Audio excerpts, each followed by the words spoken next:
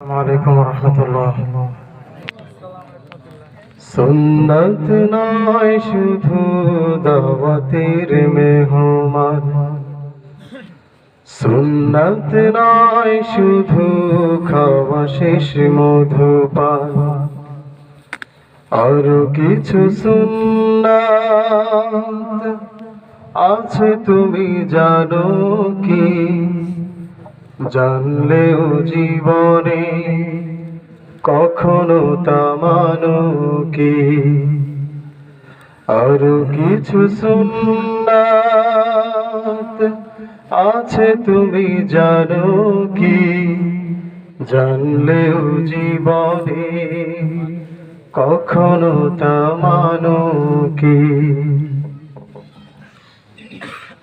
সুন্নাত শুধু নয় মজলুম সহায়